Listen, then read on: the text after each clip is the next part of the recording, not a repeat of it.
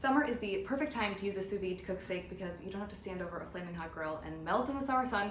It's super simple. You set it and forget it, and it's done in about an hour and a half, depending on the cut you're using. Today we're gonna be doing a filet mignon. All you have to do then is pat it dry and sear it once it comes out of the sous vide. It's a low and slow cook, and it also evenly cooks the steak throughout.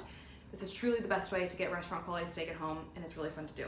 So the thing you're gonna need first is a Ziploc bag or a food saver bag that you can suck out all the air.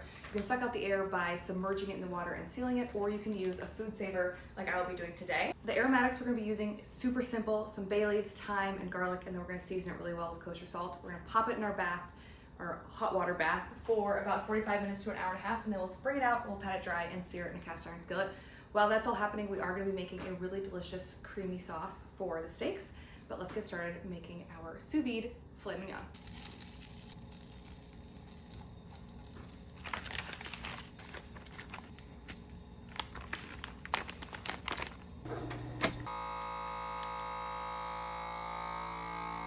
The sous vide is set to 130 Fahrenheit, and it is warming up our water bath here. I'm just using a big KitchenAid container because that's the biggest thing I have in my small apartment. All right, I'm just going to set our steaks into the water bath. I'm gonna submerge them. You want them to be completely submerged in the water.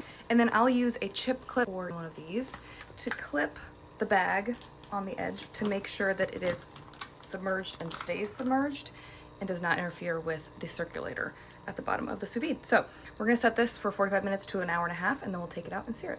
I am starting the creamy sauce for the steaks. It's super simple. It starts off by sauteing some minced shallot in some butter. Then we add in some Marsala wine for depth of flavor, and then finish it off with tons of black pepper, some cream, and a little bit of beef broth to give it that extra savory beefiness. This sauce does not take away from the steak. It just adds flavor, which is nice, but it is very decadent.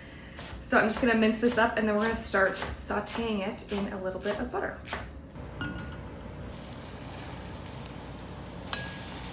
All right, so while our shallot is softening, I'm going to grind a ton of black pepper. This is gonna be one of the main flavors of our sauce.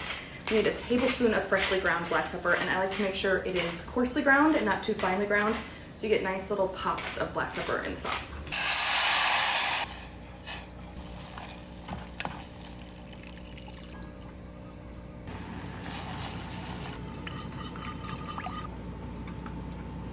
That is looking good, so I'm going to set this aside and let it cool. We're just a minute away from taking the steaks out of the bath and patting them dry on some paper towels, but before we do that, I'm going to chop up some fresh parsley to give this dish a little bit of greenery and some freshness, since a lot of it is savory and somewhat heavy.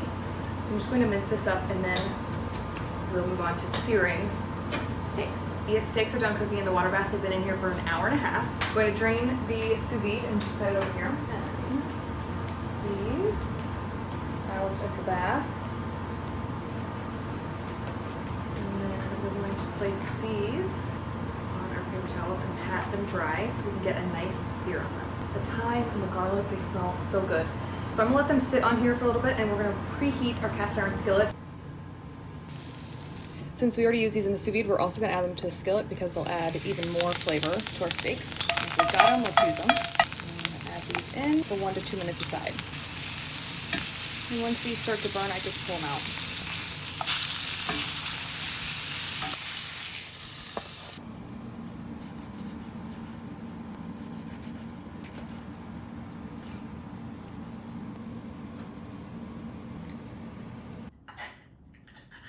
Let's see how this is. That steak is so well seasoned. It's perfectly seasoned with salt. It has tons of flavor from that garlic, thyme, and bay leaf that was in the package with it as it cooked. You could skip the sauce altogether and have the most delicious steak, but if you want to take it the full way, make that creamy sauce and bring it all together. Every single bite is loaded with flavor. This is one of the most delicious steak dinners you can make at home. You can get the full recipe at zestfulkitchen.com, along with a variety of other steak recipes.